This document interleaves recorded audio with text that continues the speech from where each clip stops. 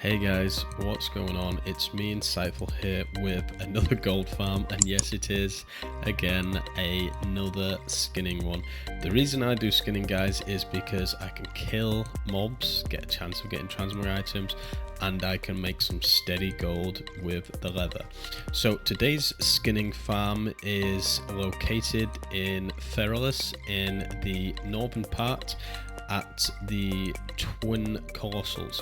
Now here you will find these Rage Sky Yetis.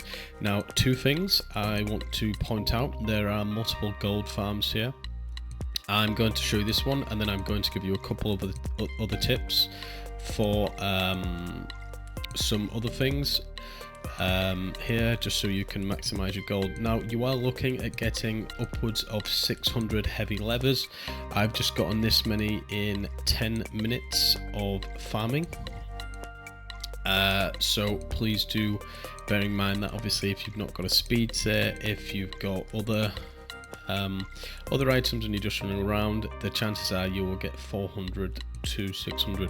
Now you may be asking yourself, now why am I showing you these farms, why bother? And that's because skinning at the moment anywhere in Dragonflight is honestly terrible unless you're gonna do it in a really large group. Now these Yetis exclusively drop heavy leather, so what I'll do now is I'll show you a run of what I do, and then I'll show you an additional farm that I'm also doing while I'm in this area. Now guys, if you haven't realized by now, I tend to let's just get rid of that.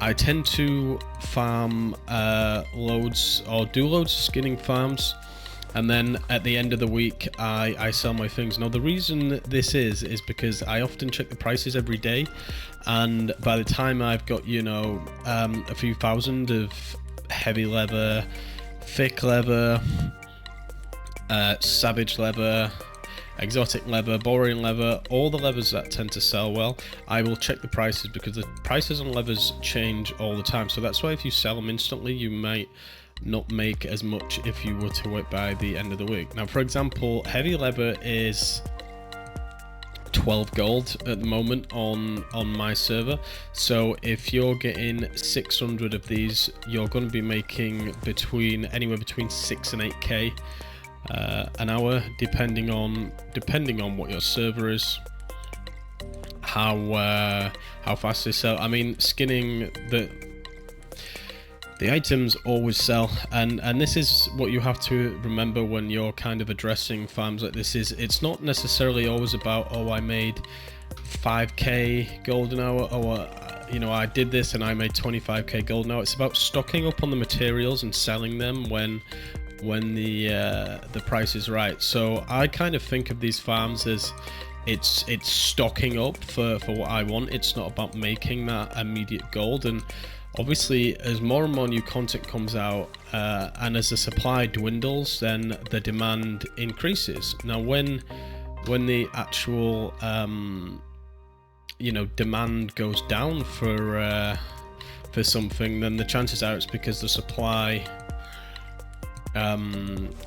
goes up. So I always try and do the farms that you know, are really high in demand,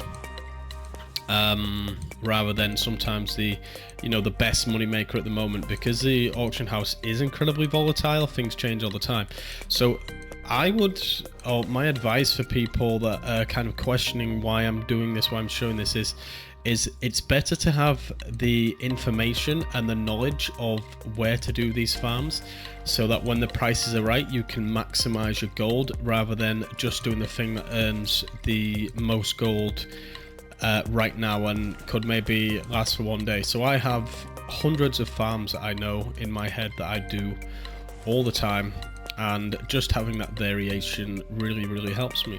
That's why sometimes on my videos you may be like, oh well, that's 8k an hour. Yeah, it's 8k an hour, but you've got to think of the potential profits long term. And if I farm 5,000 of these over 2 weeks, and then I sell them for 20 gold each at a red point, you know, I'm gonna make 100k. So it's definitely always worth, you know, checking out the prices and you know, if the prices have dipped a little bit and you know they're potentially going to increase, just wait a little bit and then sell them when the time is right. I kind of think of myself as you know, a little bit like a short pie. I like to sell when the prices are right. Anyway guys, this is the route I do, and then you will notice by the time you come back out they're already spawning, so you will have a never-ending supply of these yetis to kill. However, what I normally do when I come back out is I actually fly down here.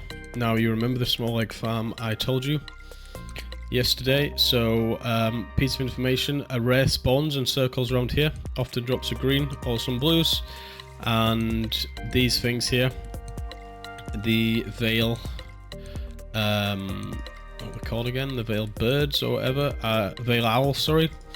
I kill these and they have a really high chance, like 60 to 70%, to drop a small egg. Now what you have to remember about these is when you kill one, a stag will either spawn or a veil owl will spawn. So what I do is I tend to come around here, I will kill all these. You can skin them as well, so that's kind of nice, but I tend to just kill the owls, and if there's not many I will kill all the stags, and then next time I come the owls will respawn. But what you'll notice is that the eggs are worth, at the moment that's actually the incorrect price, they're worth like 10 to 12 gold each, but for Winter's Veil they will the prices will rise, so keep that in mind when you're doing this farm guys, and just head up to their kind of stop at the Dreamer's Rest and then make your way back to the cave. And as you can see, I got what, 30 odd leathers in a very short space of time. So give this farm a go guys. Remember, keep the mindset of how you're making the gold and what I've just explained in the video. And if you have liked this video and you like my other videos, please do hit that subscribe button and be sure to like the video and turn the notifications on. Bye.